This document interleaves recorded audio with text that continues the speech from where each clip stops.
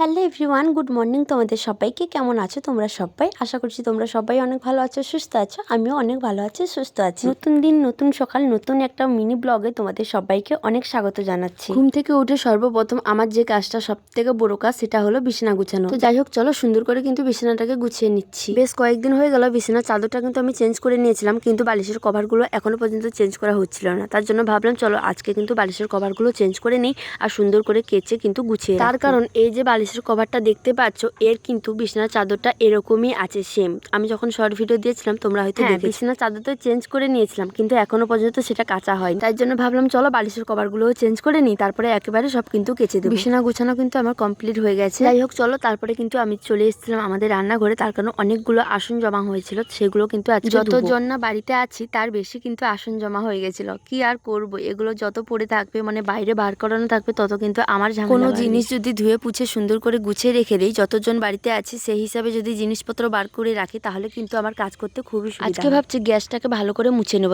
যেহেতু সবকিছু কাজ গুছাচ্ছি একবারে কিন্তু গ্যাসটাকেও মুছে নেব। তার কারণ সেইভাবে কিন্তু মানে প্রত্যেকদিন তো রান্নার পরে গ্যাস মোছা হয়, কিন্তু তেমন করে কিন্তু মোছা হয় না। আজকে আমি একটু সার্ফের গুঁড়ি দিয়ে সুন্দর করে কিন্তু গ্যাসটাকে মুছে। যে কোনো জিনিস সাজিয়ে গুছিয়ে বা পরিষ্কার করে রাখলে দেখতে ভালো লাগে। তোমার যেমন ভালো লাগবে, বাড়িতে কোনো লোকজন এলে তাদেরও দেখতে ভালো লাগবে। যারা নাকি ভিডিও করে তারা নাকি বাড়িতে কোনো কাজকর্ম করে না, এটা কি সত্যি? তোমরা যারা যারা ভিডিও করো তারা তো অবশ্যই জানো, আর যারা কষ্টের মর্ম বুঝবে তারা তো অবশ্যই বুঝবে। আমরা যে ভিডিও করছি, এই ভিডিও করার পিছনে কিন্তু অনেক অনেক কষ্ট করতে হয়, অনেক কষ্ট। যারা ভিডিও করে তারা ভালো করেই জানে। আমি বাড়িতে কি কাজ করি না করি সেটা অবশ্য আমার বাড়ির লোক ভালো করেই জানবে। তারপরেও যদি কোনো লোকের কাছে বদনাম করে থাকে সেটা কিন্তু আমার দোষ না। আমাদের এই মানে 3 মিনিটের ভিডিও দেখে তোমরা হয়তো বুঝবে যে কি এমন কাজ করলো, কিন্তু এই কাজগুলো করতে মানে সংসার সামলিয়ে তারপরে আমাদের ভিডিও করতে খুব কষ্ট হয়, খুব।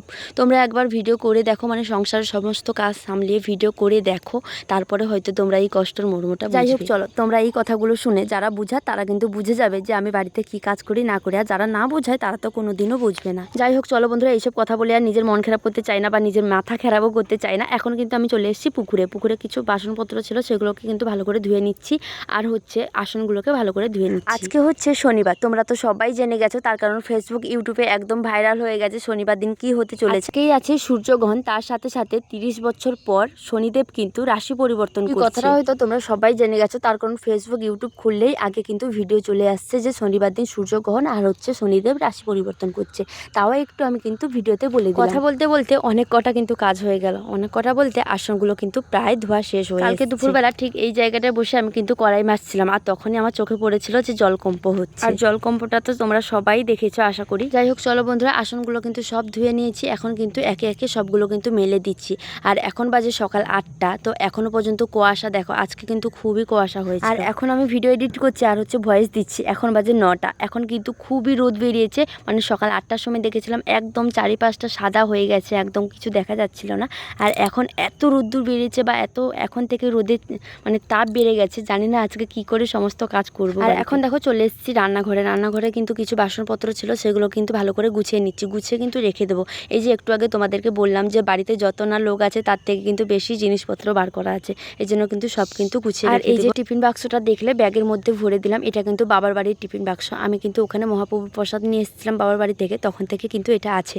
আজকে যাবো বাবার বাড়িতে কিন্তু এটা দিয়ে আসবো, তার জন্য কিন্তু ব্যাগের ভিতরে ঢুকিয়ে রেখে দিলাম। বাসনপত্রগুলো কিছুগুলো মানে গুছিয়ে রাখার পর আর কি অনেকটা জায়গা কিন্তু খালি হয়ে গেল। এই যে দেখতেই পাচ্ছ, এখন কিন্তু টেবিলটাকে কিছুদিন আগে বাড়িতে বানিয়েছিলাম বিরিয়ানি, সেই ভিডিও কিন্তু তোমাদের সঙ্গে শেয়ার করা হয়নি। যাই হোক চলো, মিক্সচার মেশিনটা কিন্তু বার করা ছিল বাইরে, এটাকে কিন্তু গুছিয়ে নিচ্ছি। আর কেন সব কিছু গুছিয়ে রেখে দিচ্ছি তাড়াতাড়ি তোমাদেরকে জানিয়ে দিই। চলো আজকে মিনি ব্লগটা কেমন লাগলো অবশ্যই কমেন্ট করে জানিও। সবাইকে টাটা।